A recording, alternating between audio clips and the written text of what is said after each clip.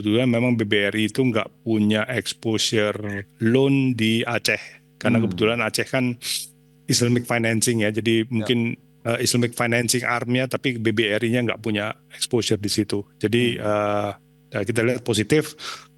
Plus ya itu tadi kita bicara masalah dividend yield yang ada possibility untuk dalam 3-4 bulan dengan yield yang relatif atraktif.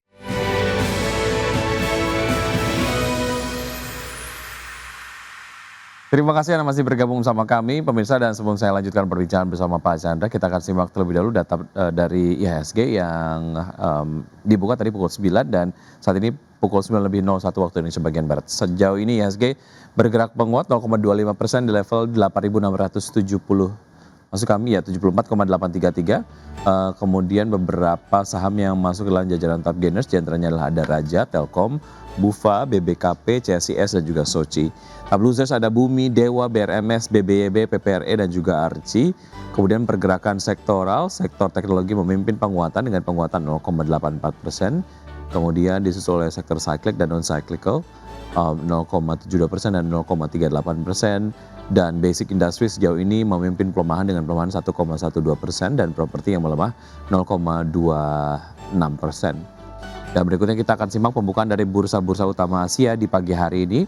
Pemirsa dapat Anda saksikan di layar televisi untuk bursa-bursa utama Asia dibuka mix dengan Nikkei dibuka melemah 0,8% di level 49.766. Kemudian STI Singapura dibuka menguat 0,16% di level 4.596. Kospi Korea melemah 1,57% di level 4.026 dan juga Hang Seng Hong Kong dibuka melemah 0,32% di level 25.547. Dan berikutnya kita akan simak saham-saham yang direkomendasikan oleh Pak Chandra di pagi hari ini, pemirsa. Yang pertama adalah BBRI, kemudian BRIS, dan juga Antam. 3 saham ini direkomendasikan buy ya. Kemudian setelahnya ada Raja yang direkomendasikan buy on weakness. Seperti apa analisis lengkapnya, support dan juga resistance-nya kita akan bahas satu persatu dari saham-saham pilihan pagi hari ini dari Pak Chandra. BBRI, Pak Chandra, support dan juga resistance-nya di berapa? Kemudian apa yang kemudian membuat BBRI favorable di point of view Anda? Jadi price range-nya 3760, 3940. Kita lihat sebenarnya BBRI ini mungkin salah satu yang sudah melakukan analisis terhadap dampak daripada natural disaster yang di Sumatera gitu loh, dan kita lihat sebenarnya impact-nya kelihatannya relatif terbatas ya, meskipun memang ada sedikit tekanan untuk kenaikan cost of credit sekitar 18 bips, tapi harusnya bisa contain karena mereka juga telah melakukan provision untuk NPL yang cukup di waktu yang sebelumnya, sehingga harusnya mungkin dampaknya bisa relatif contained ya.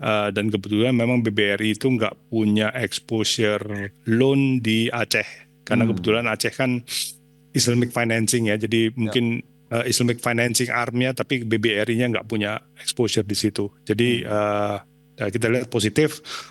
Plus ya itu tadi kita bicara masalah dividend yield yang ada possibility untuk dalam 3-4 bulan dengan yield yang relatif atraktif. Oke, target price di akhir tahun untuk BBRI di level berapa dari Yonta sendiri, Pak Chandra? Kita di sekitar 4.000-an kali ya. Oke, area level terakhir bisa dimanfaatkan ya untuk bisa masuk ke BBRI begitu. Makanya Anda merekomendasikan buy. Baik, dari BBRI kita menuju ke BRIS. Apa yang menarik dari BRIS, Pak Chandra? BRIS price range-nya 2280 sampai 2430. Saya pikir ini agak nicing ya. Jadi kalau kita lihat dari sisi chart-nya sendiri, sebenarnya terjadi koreksi yang cukup dalam. Padahal sebenarnya ini kan BRIS nicing di Islamic financing yang harusnya segmennya relatif kayak ruang pertumbuhannya masih cukup besar karena relatif underpenetrated. Dan dia segmennya relatif harusnya cukup kuat ya, cukup unik lah, sehingga itu bisa dimanfaatkan dengan relatif harga saham yang udah turun, tapi fundamentalsnya cukup atraktif ya, makanya kita lihat harusnya ada peluang di situ. Potensial upside-nya menarik juga ya untuk BRIS ya? Ya. Ada target di akhir tahun, Pak Chandra? Akhir tahun mungkin dia kalau bisa di 2.500 mungkin udah bagus kali ya. Oke, baik. Dari BRIS kita ke Antam. Apa yang menarik dari Antam, Pak Chandra? Antam nih relatif kalau kita lihat dengan kawan-kawan emas yang lain agak ketinggalan ya sebenarnya. Jadi price appreciation meskipun memang terjadi agak koreksi ya di sisi emas, tapi kita yakin harusnya dari sisi komoditi emas sendiri masih relatif cukup bagus. On top of that juga Antam sebenarnya salah satu yang mungkin tidak terkena pajak ekspor emas ya, karena mereka kan marketnya domestik gitu ya. Jadi harusnya posisinya masih cukup positif. Kita lihat memang trading range-nya di 2970 sampai 3130. Oke, target untuk Antam di akhir tahun? 32 mungkin ya. Oke, baik. Dari Antam kita bergeser ke saham yang Anda rekomendasikan buy on weakness. Tadi kita lihat di Tab Gaines di pembukaan perdagangan C1 masuk untuk Raja. Mungkin menarik tapi kemudian harga terakhir masih mahal sehingga tunggu melemah dulu baru bisa masuk atau seperti apa Pak Chandra? Kalau idealnya sih belinya kemarin ya, kalau lihat pagi ini naik gitu ya.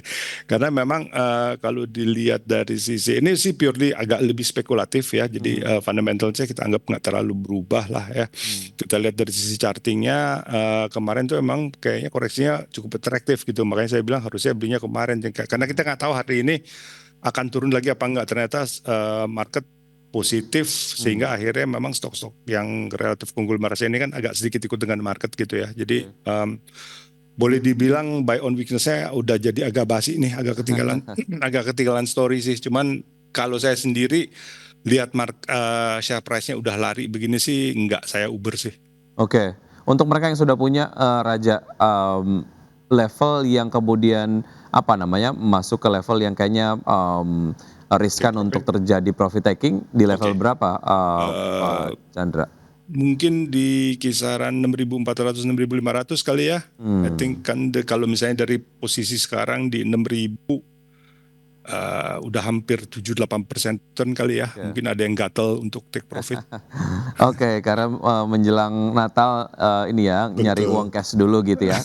Oke, ada BBRI, BRIS, kemudian juga Antam direkomendasikan buy, Raja. Untuk mereka yang kemudian mau beli ya buy on weakness, tunggu koreksi dulu. Tapi kemudian kita lihat koreksinya sampai level berapa gitu ya, sehingga kalaupun memang secara level support menarik bisa langsung masuk gitu ya untuk Raja sendiri. Betul. Baik, oke, sejauh ini IHSG bergerak menguat Pak Chandra. Analisis Anda dan juga target untuk IHSG di perdagangan hari ini seperti apa? Kita lihat untuk sampai akhir pekan kali ya. Jadi untuk dari sisi strategi kita lihat sampai 8.800 untuk minggu ini. Sebenarnya kita lihat cukup positif support dari sisi liquidity ya, dan memang sejauh ini market banyak disupport oleh liquidity.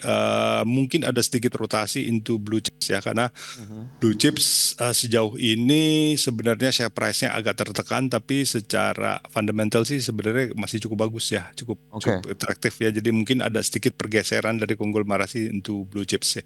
Baik, sentimen domestik dan juga sentimen global yang Anda sedang cermati di hari ini apa saja Pak Chandra?